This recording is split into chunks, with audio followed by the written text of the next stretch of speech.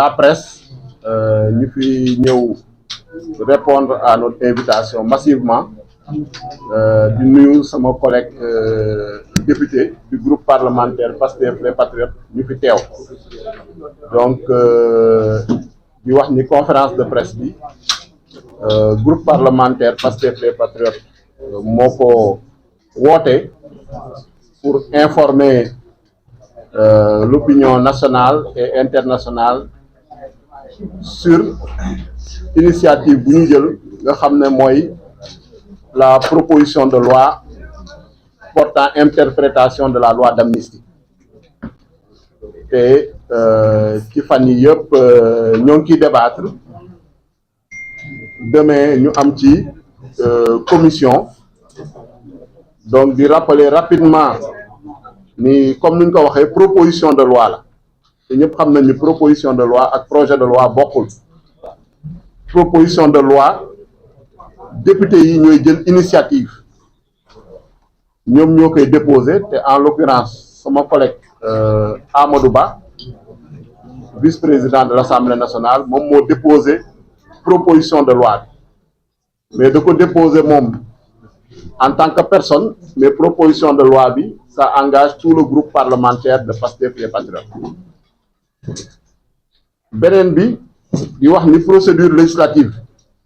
parce que suba war nañu examiner proposition de loi bi en commission mais lu jiitu loolu fekkee suñu déposer proposition de loi ba pare bureau bi da koy saytu bureau bi su ko saytoo joxe ci xalaatam jébbal ko président de la république tamit joxe ci avis après ñu soog a réunir la conférence des présidents mu def le calendrier programmé date bi nga xam ne moom nañu war a examiner la proposition de loi en commission ensuite en séance plénière ba pare identifier la commission ou les commissions permanentes qui sont compétentes nga xam ne ñoo war a saytu proposition de loi bi ñoom ñoo ko war a instruire donc xam ngeen ne Assemblée nationale am na fukk ak ñeent commission mais suñu commission bu ñu naan commission des lois de la décentralisation du travail et des droits humains mooy commission ba nga xam ne moom nañu choisir pour mu instruire proposition de loi donc ndaje suba bi ndaje bu nga xam ne waa commission des lois de la décentralisation du travail et des droits humains ñoo fay daje donc dafa am solo ñu koy wax parce que ñu ci bëri askan wi comme que travaux commission yi kenn du ko retransmettre en direct wala en différé souvent du ñu xam lu fay xew donc lu ngeen di gis mooy séance plénière yi te ñu ngeen di dégg ñu bëri nga xam ne ñoom ñoo fa gën a bëri coow te pratiquement représenté wuñ fa dara ay benn nit nañuy doon ñoom doo leen gis commission duñu liggéey ce sont de grands absentéistes donc pratiquement séance plénière nga leen di gis ñu ñëw daf du show ñëw daf du spectacle donc il faut que askan wi xam loolu liggéey bi tàmbali na bu yàgg depuis bu ñu déposer proposition de loi bi te mu ngi continuer suba nag moom nañu examiner proposition de loi bi en commission suñu jógee ci commission bi nag commission soog a joxe conclusion am voté ñu soog a dem en séance plénière mais commission moom xalaatam lay joxe lu muy def du obliger séance plénière su voté pour dañuy yóbbu séance plénière su voté contre dañuy yóbbu séance plénière su nee itam amul avis tamit dañuy yóbbu séance plénière bi moo am sañ-sañ wax Assemblée nationale lu muy décider mais il faut mu jaar obligatoirement ci étape yooyu yëpp donc loolu am na solo ñu wax ko leneen lu ñu bëgg a wax mooy ni dañuy gis ni nit ñi dañuy naan abrogation partielle ñii di naan abrogation totale mais ñun lu ñu déposé proposition de loi portant interprétation la parce que gis naa sax tey benn journal bu titré duñu naan la loi portant abrogation partielle de Pastef te loolu gis naa ñu bëri ñuy def erreur boobu si journalistes yi analyse yi commentateurs yi am na ñoo xam ne peut-être de bonne foi am na ñoo xam ne par ignorance am na ñoo xam ne peut-être de mauvaise foi aussi donc bëgg ñu dugal ci benn débat abrogation totale abrogation partielle alors que ñun lu ñu déposé dafa leer naññ proposition de loi portant interprétation ku xamul nag lan mooy loi interprétative da ngay laajte Amadou Ba si boobaa mun na la tontu ñu bëri nag gis naa ni xamuñu ko damuñu gëstu laajtewuñu bëgg cee àdd moo tax dégg nañu erreur yu bëre ay maanaam loo xam ne pour man en terme de droit sax benn élève première année wala benn élève benn étudiant capacité en droit sax du def erreur yooyu donc loolu tamit dafa jar ñu koy rappeler waat lu ñu def proposition de loi portant intérêt maintenant nag débat bi on est dans un pays démocratique ku ci d'accord joxe sa xalaat ku ci d'accord joxe sa xalaat mais au moins lu ñu déposé nañu ko préciser nañu ko énoncer tel que nu ñu ko déposé mais buñ ñu nee de ñun mënuñoo déposer proposition de loi portant interprétation ñuy naan abrogation partielle beneen bi comme lu ma wax rek lu ñu fi ñu indi mooy informer les citoyens informer sénégalais yi ñëwuñu fi pour justifier wu parce que suñu liggéey nañuy def suñu liggéey ñett la voter des lois assemblée nationale rek mën a voter ay lois contrôler l'action du gouvernement mooy saytu lu nga xam ne exécutif wala gouvernement moo koy def ak évaluer les politiques publiques te ñett yooyu yëpp 15e législature bi taxaw na ci temm pour liggéey ko nu mu gën a mote parce que lu ñu doon reprocher en général mooy député yi duñ jël initiative ay projet de loi rek nañu adopté proposition de loi mu ngi nii député yi duñu contrôler l'action du gouvernement te soo demee assemblée nationale 14 commissions yëpp a ngi liggéey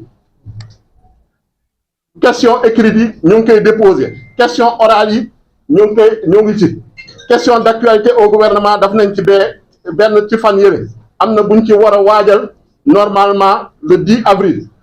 avec l'ensemble du gouvernement et le premier ministre donc à ce niveau-là rupture am na évaluation des politiques publiques nga xam ne depuis 2016 moo ngi ci constitution bi assemblée nationale mu ci def dara am na benn groupe de travail bu ñu teg avec suñu collègue yi le docteur Mohamed Sall notamment moo ko jiite moo nga xam ne moo ngi préparer une méthodologie une procédure d'évaluation des politiques publiques donc loolu yëpp assemblée nationale moo ngi ciy liggéey su jotee ñu def bilan bi yaakaar naa dañ ko def mais ñun lu ñu soxal mooy ni ñun dañu ñëw pour informer les citoyens sur lu nga xam ne moom la ñu fas yéene def ci commission bi si loolu ñu fas yéene def également en séance plénière parce que en tant que représentant du peuple mais gis nañ ni jamono ji ñu bëri nag dañu confisquer le terme boobu naan di tëb di dal naan le peuple ban mandat ne la leen jox ba ñu naan le peuple ban légitimité nañu am ba naan dañuy wax au nom du peuple ñun ñi nga xam ne sax ay représentants du peuple sañu ne le peuple pourtant dañoo fal au suffrage universel direct ñu fi nekk ñëpp dañoo dem élection ñii ci département ñii ci liste nationale Sénégalais yi génn voter massivement ñu am majorité ñuy soog a dem assemblée nationale proclamer résultat conseil constitutionnel proclamer résultat yi il y a eu aucune contestation donc on peut ñun mun nañu ne on peut valablement représenter le peuple même si on n'est pas le peuple lu ñuy def nag on le fait dans l'intérêt du peuple lu ñuy légiférer intérêt peuple bi rek nañu jiital donc kenn mënuñoo menacer kenn mënuñoo chantage wala kenn mënuñoo intimider naan le peuple te représenté woo dara sa bopp rek nga représenté loolu tam dañu bëggoon ñu leeral ko devant les Sénégalais donc information boobu nag ñu bëgg a def tey suñuy wax auteur proposition de loi mu ngi nii toog donc moom moo am yaakaar naa ni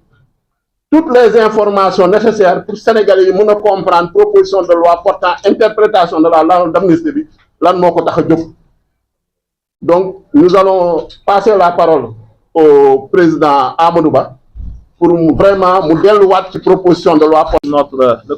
La conférence de presse organisée par le parti PASTEF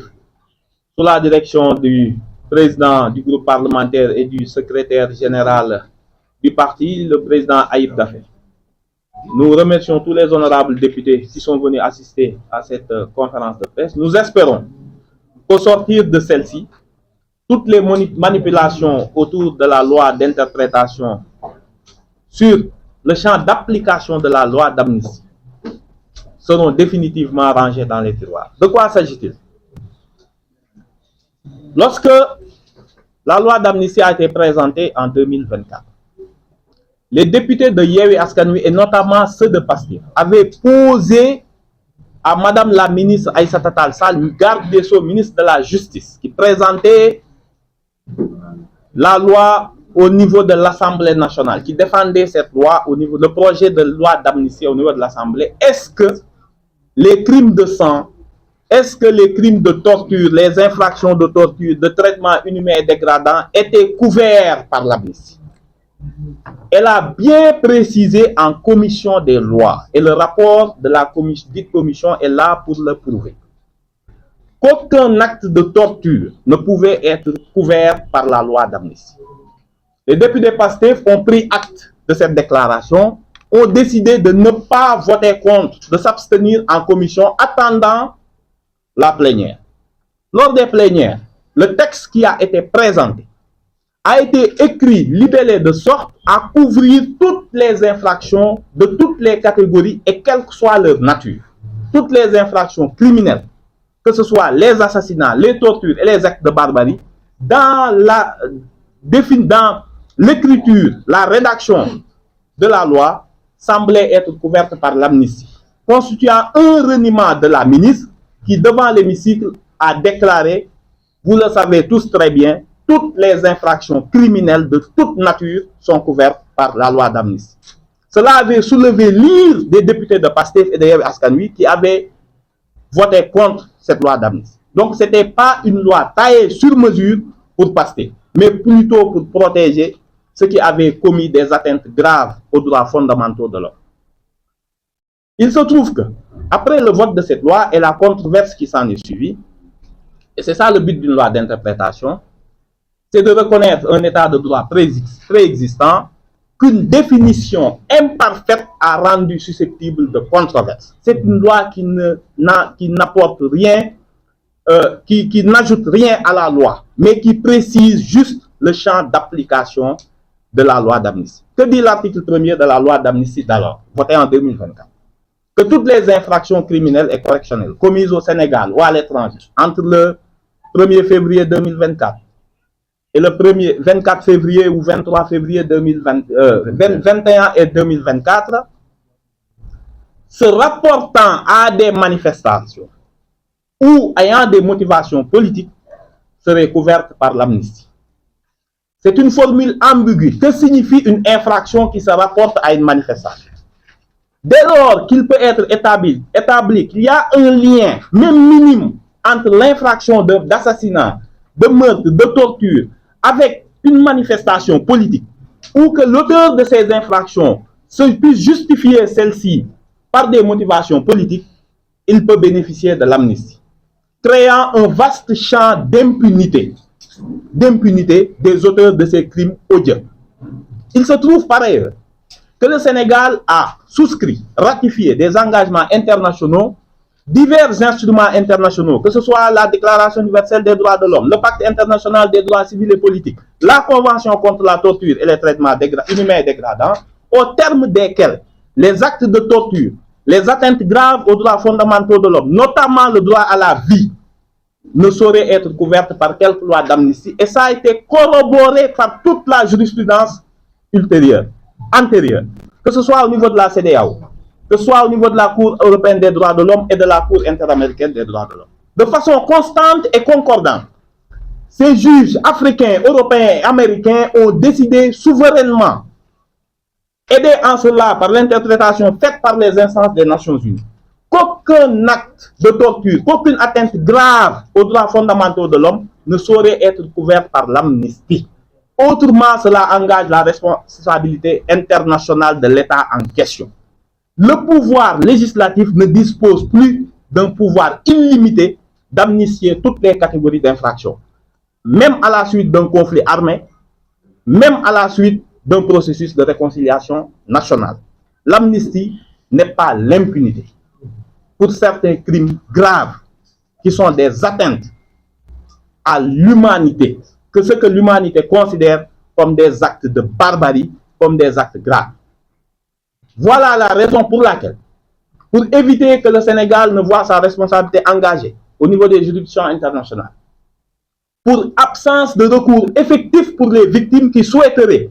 victimes d'actes de torture, d'assassinat ou de meurtre, ou leur ayant droit, qu'ils puissent saisir les tribunaux sénégalais, auquel cas on leur objecterait la loi d'amnistie comme limite à leur recours. Pour faire pallier à cette absence éventuelle de recours effectif, le groupe parlementaire de PASTEF a décidé de clarifier le champ d'application de l'amnistie pour y exclure notamment toutes les infractions criminelles ou correctionnelles qui seront qualifiées de torture, d'actes de barbarie, de meurtre, d'assassinat, de disparition de personnes, forcée de personnes et d'utilisation de nervis armés. Le but de tout ceci n'est pas une chasse aux sorcières, une justice des vainqueurs. Il n'est pas normal que dans un pays démocratique comme le Sénégal, que pour chaque manifestation, que des citoyens, notamment très jeunes, puissent perdre la vie. La politique n'est pas un permis de tuer. On peut contester politiquement, quelle que soit la violence de la contestation politique, l'État doit avoir la réserve nécessaire et les instruments nécessaires pour ne pas prendre la vie. La Constitution ne donne pas un droit de mort, un permis de tuer. Pour que ça ne se reproduise plus et pour que les victimes puissent avoir l'apaisement nécessaire à leur reconstruction et à leur deuil, il a paru nécessaire de rouvrir ces cas qui risquaient d'être emportés par le silence de l'amnistie. Tous les cas, tous les assassinats, tous les meurtres seront exhumés. On saura qui a tué qui a utilisé des forces irrégulières, qui les a armés, qui les a financés et dans quel but. C'est ce devoir de vérité que l'on doit non seulement aux victimes, mais aussi à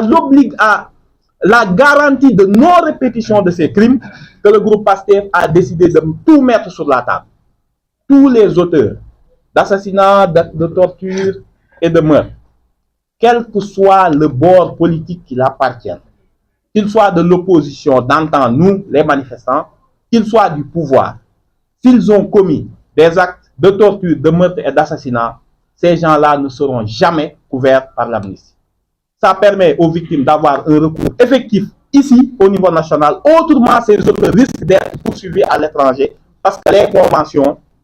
créent ce qu'on appelle une compétence universelle des États. Chaque État a le droit de poursuivre un auteur de torture, même si les actes de torture n'ont pas été commis sur son territoire. C'est ce qu'on appelle la compétence universelle. Étant donné qu'une loi ne peut pas déroger à des normes impératives de droit international, qu'on appelle les normes de jus cogens,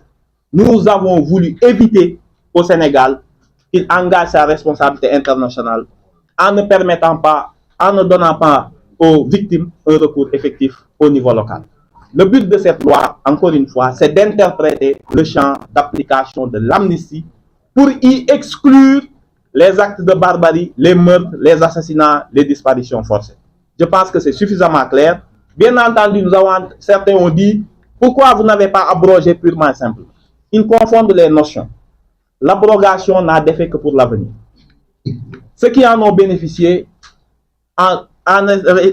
conservent définitivement leurs droits acquis. Ce n'est pas le but. Si on voulait échapper, nous, vraiment à des poursuites, on allait faire l'abrogation. Parce que quasiment tous les manifestants sont aujourd'hui dehors.